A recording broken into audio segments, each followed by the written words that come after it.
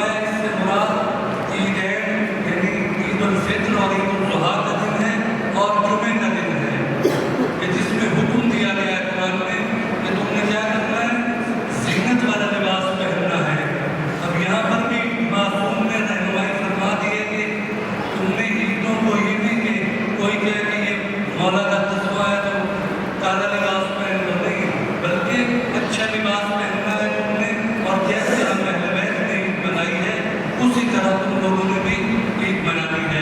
ضرور پڑھیں محمد اور محمد.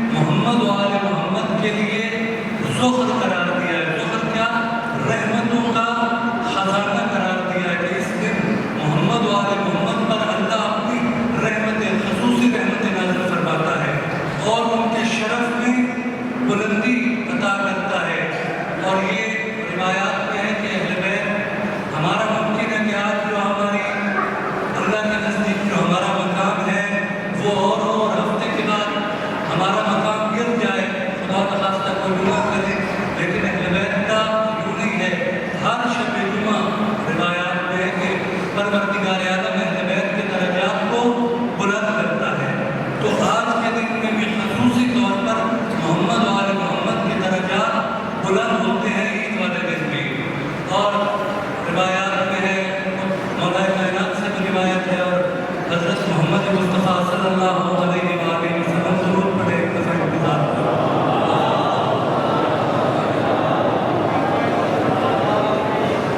तो फरमाते थे हिलाल शिवाल कि जब भी शिवाल का चांद शुरू होता था तो नूदियल मुमिनून मोमिनों को निदा दी जाती है हलुम्मू इला जवाइज़कुम के अपने अपने, क्योंकि ये ईद का दिन है। रसूल पाक फरमा रहे हैं कि ये ईद का दिन क्या है, यौमुल जाइज़ा, इनाम तकसीम होने का दिन है। क्योंकि आपने सारा माह सियाम रमज़ान मुबारक में जो रोज़े रखे हैं उसकी जज़ा परवरदिगार आलम ने आज के दिन अता करनी है। और रिवायात में सैयद इब्न ताऊस अपनी किताब में जब ईद की दुआ का जिक्र करते हैं तो फरमाते हैं कि कौन सी दुआ मांगनी चाहिए। अहले बैत में नज़दीक सबसे अफजल दुआ कौन सी है, वो फरमाते हैं वअन अफज़ल जाइज़तन ली अल-यौम, के अल्लाह से दुआ मांगे परवरदिगारा आज के दिन मेरा सबसे बड़ा इनाम क्या करार दे, फ़क़ात व रक़बती मिनन नार, मुझे जहन्नम की आग से आज़ादी दिला दे। अब देखिए अहले बैत ने हमारी रहनुमाई की है कि हमने ईद वाले दिन गुजारना कैसे और कौन सी दुआ मांगनी है। ये तक मोहम्मद वाले मोहम्मद ने हमें बताया है। वाकई हमें ईद उसी तरह मनानी चाहिए जो कि फरामीन मोहम्मद वाले मोहम्मद है। दुरूद पढ़े एक दफ़ा फिर मोहम्मद वाले मोहम्मद।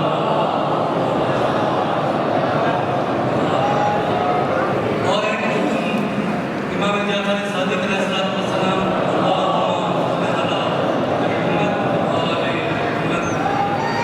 फरमाते हैं कि ला अक्ला बअदा बअदल अज़हा वलल फ़ित्र सलासत अय्याम, के ईद फ़ित्र हो या ईद ज़ुहा हो उस दिन और उसके बाद 3 दिन तक रोज़ा नहीं रखना, बल्कि क्या है इसमें खाना पीना है।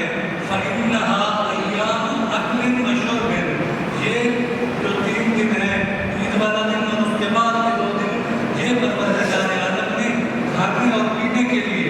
अब यहाँ पर रिवायात में है कि खुद भी अच्छा खाना है और अगर दूसरों को भी खिला सकते हैं तो वो भी खिलाना है। अभी आपने फितरा दिया हमारे यहाँ के यानी रसूलुल्लाह सल्लल्लाहु अलैहि वसल्लम अपने दौर में सबसे अफजल फितरा इसे करार देते थे, खजूर को करार देते थे और फरमाते थे ये इसलिए सबसे अफजल फितरा है क्योंकि जब मुस्तहिक के हाथ में पहुँचता है तो वो फौरन इसे तनावल करता है और खा लेता है। तो आज के दिन भी ईद फितर का हुक्म क्या है कि ईद फितर से पहले इंसान को खाना चाहिए और ईद उल ज़ुहा जब नमाज खत्म हो तो उसके बाद इंसान को खाना पीना शुरू करना चाहिए। तो ये अहले बैत की वो सीरत है कि जो उन्होंने हमारे लिए छोड़ी है। और एक चीज़ जिसका तज़किरा इमाम जाफर सादिक अलैहिस्सलाम एक रिवायत में करते हैं। इमाम फरमाते हैं कि हमारी कोई भी चाहे ईद अज़हा हो या ईद फित्र हो जब भी आती है तो हम मोहम्मद वाले मोहम्मद का हुस्न जो है वो और गम ताज़ा हो जाता है। फिर इमाम से पूछा गया कि आपका गम क्यों ताज़ा हो जाता है, तो इमाम फरमाते हैं रिवायत है कि इन्नहुम यरौना हक़्क़हुम फ़ी अयदी ग़ैरिहिम, क्योंकि वो अपना हक अपने गैर के हाथ में देखते हैं। क्योंकि उम्मत मुस्लिमा की क़यादत का हक फ़कत मोहम्मद वाले मोहम्मद को है, लेकिन बदकिस्मती से मौलाए कायनात और इमाम हसन अलैहिस्सलाम के ज़माने के बाद किसी इमाम को ये हक नहीं दिया गया, बल्कि इमाम अगर ईदों में भी शामिल होते थे तो खुलफा वो ईद पढ़ाते थे। तो इमाम जो उनका हक था तो इमाम फरमाते हैं क्योंकि हमारा हक गस्ब किया गया है और हर ईद पर हमें अपना वो हक क्या है